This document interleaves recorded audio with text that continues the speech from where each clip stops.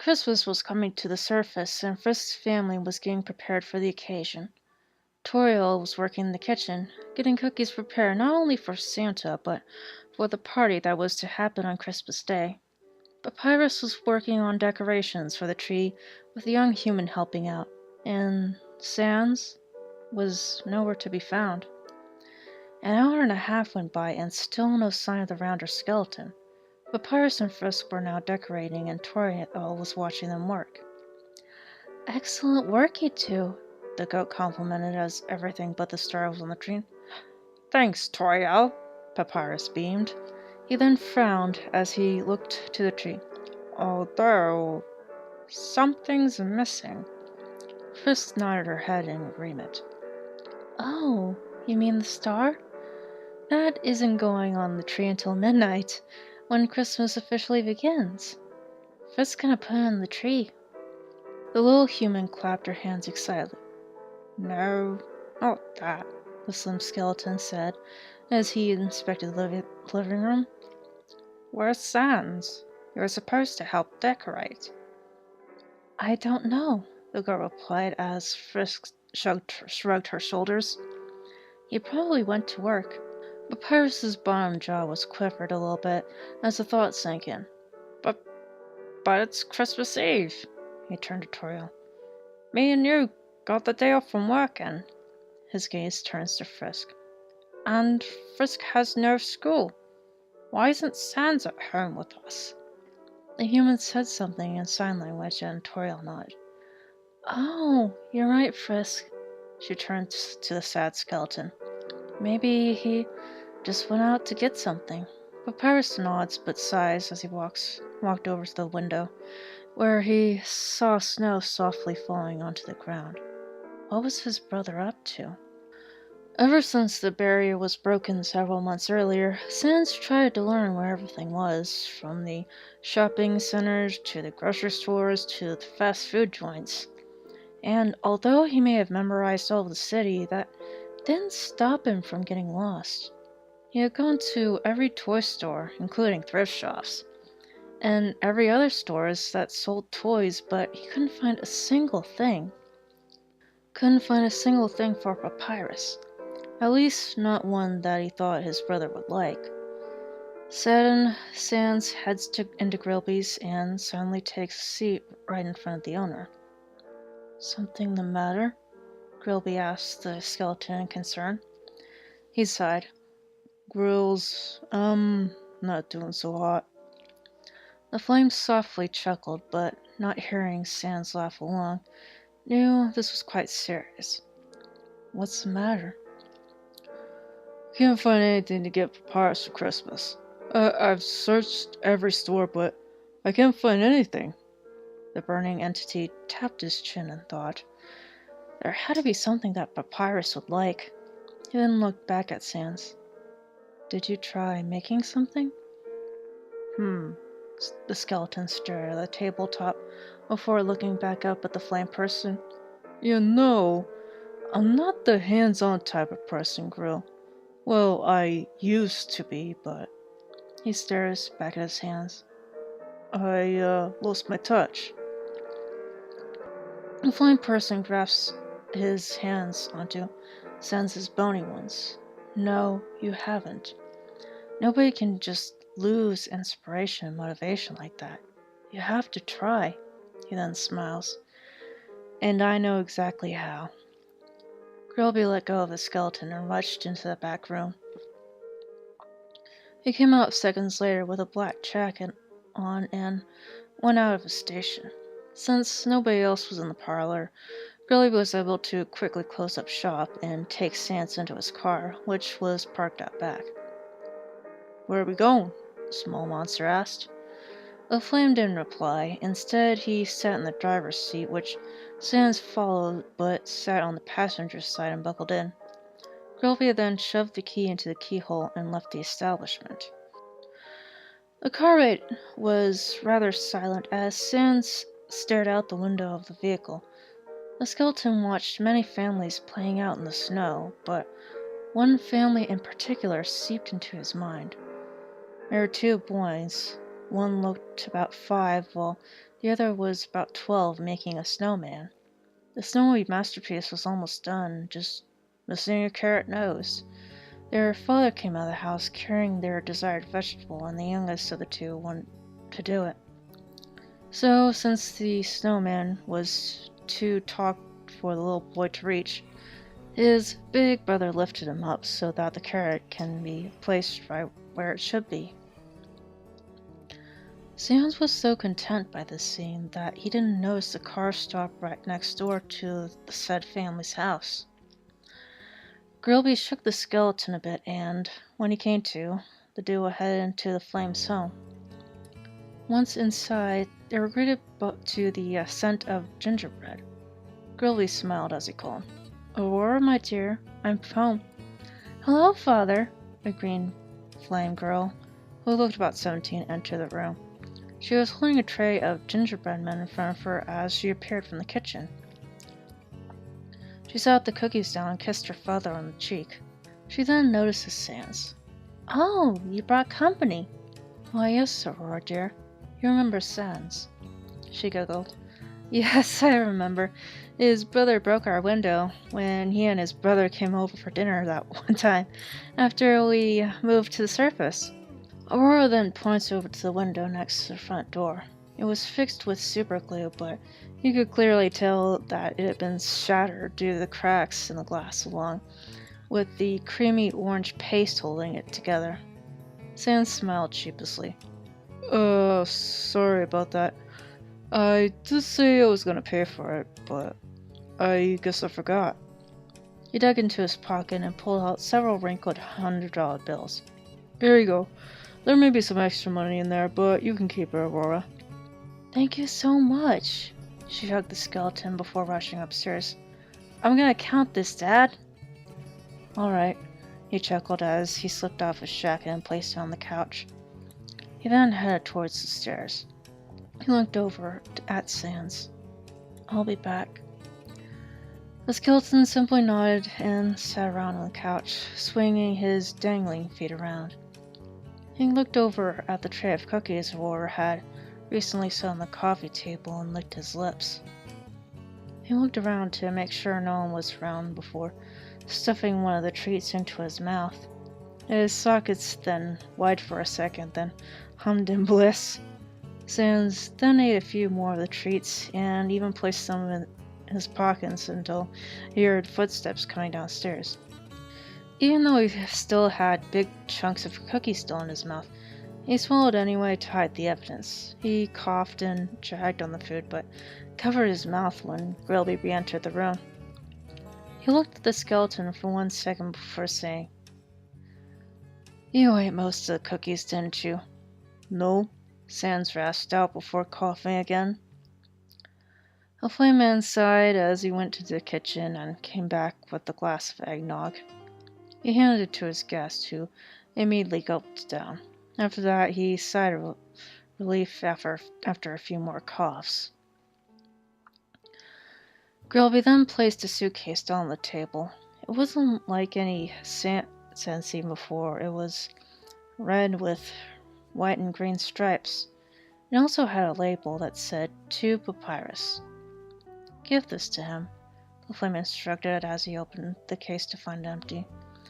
"I was planning on making him something too, and I had an idea for it, but I needed someone to put it into action for me. Can you do that, Sans?" The skeleton grinned. "You betcha. Thanks, old pal." "No problem. Oh, and one more thing." He takes out a cardboard box. "You're gonna need this, but you won't need it if you let me help you." "Of course." The sun rose with a start the next day, and Papyrus was the first to get up. "It's Christmas!" he cheered as he sprang out of the bed.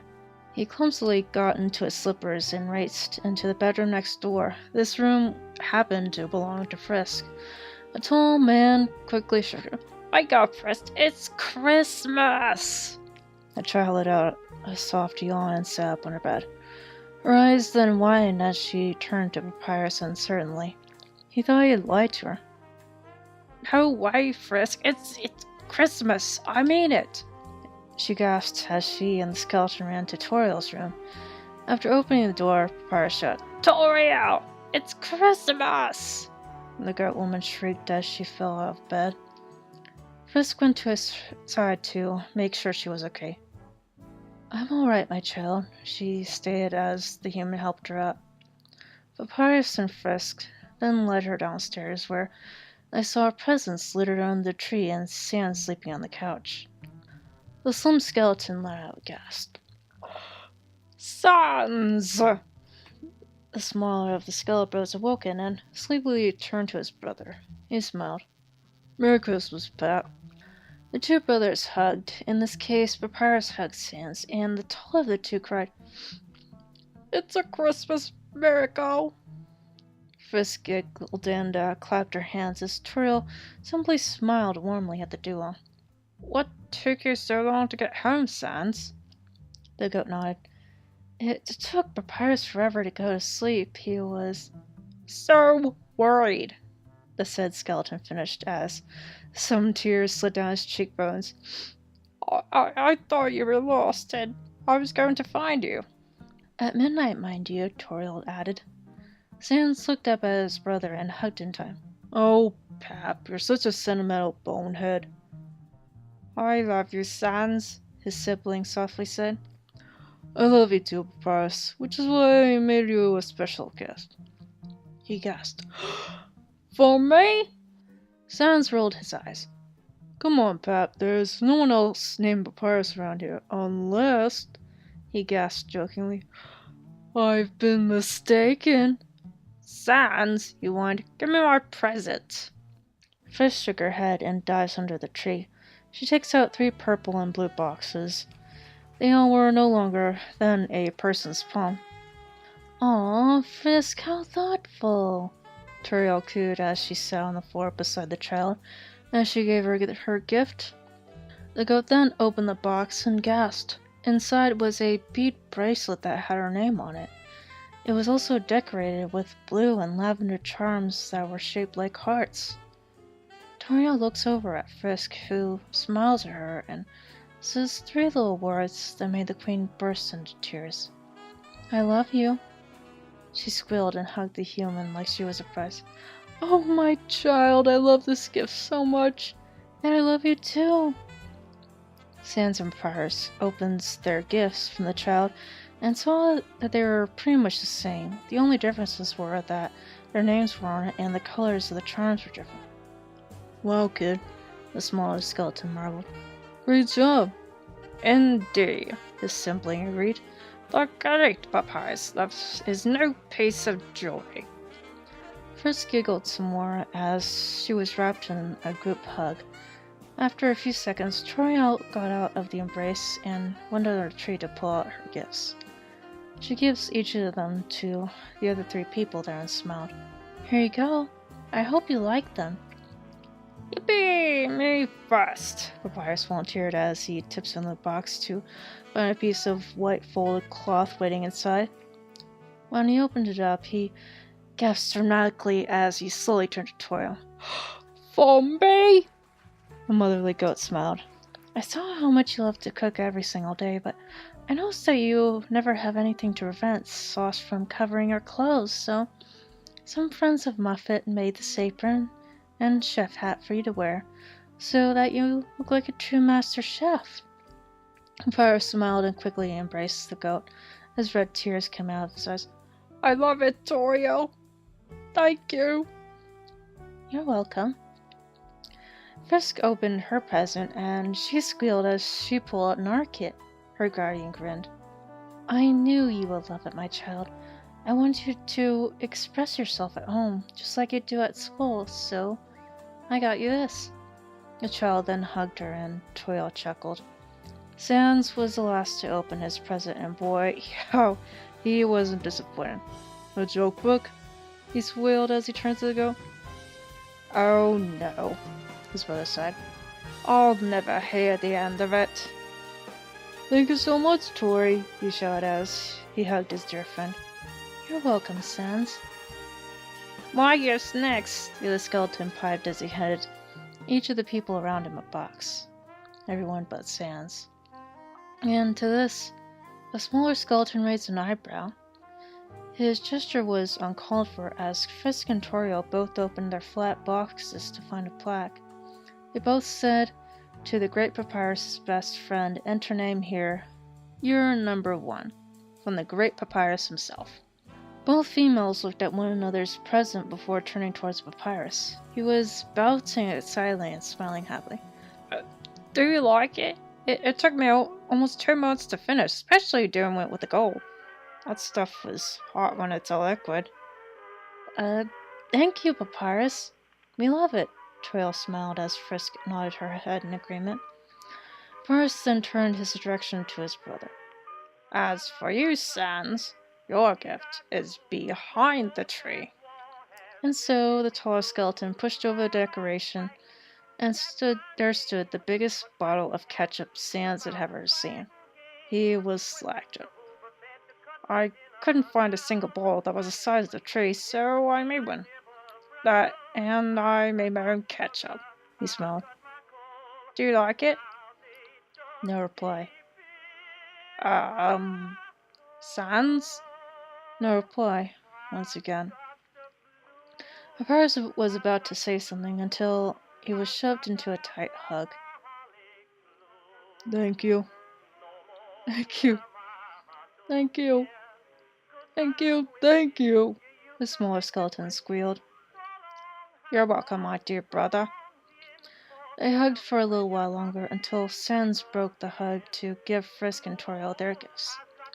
The little girl opened her gift and saw a big red sled. She squealed and hugged the chubby skeleton. Sans ruffled her hair. No problem, kiddo. Toriel then opened her gift and smiled brightly. It was a bright purple apron with white words written in cursive in it. It said, "World's Best Mother." Oh my goodness, I love this, Sans. She hugged the piece of cloth for a few seconds before putting it aside to hug the skeleton who gave it to her. Thank you. You're welcome, Tori. What about me? Papyrus said, whining a bit. Sans beamed as he took out the wrapped suitcase and explained before his brother grabbed it. I've been working on this since last night. Grillby gave me the idea and helped me up with it. His face turned bright blue as he twiddled his thumbs. Sorry if it's not as good as your present for me. The tall skeleton opened his gift and was speechless as to what was inside. The gift inside was a box with red velvet interior, but that wasn't the thing on Papyrus's mind. Inside was a figurine of himself. However, it wasn't just any old thing. It had him wearing golden armor and helmet, which didn't cover the toy's smiling face. The craftsmanship was perfect and was painted with absolute care. Papyrus looked between the doll and his brother, lost for words. I knew you needed more action figures for your collection, and I decided to make this for you, Stan stated. The outfit you're wearing would probably have been the armor you would have worn if you were in the guard. I know it ain't special. Sans' sentence was cut short when his brother hugged him. The smaller sibling smiled and gladly hugged back. Frisk hopped a bit at the happy moment and joined the embrace. Toriel smiled and came in as well. Sans smiled. Now this would be a Christmas to remember.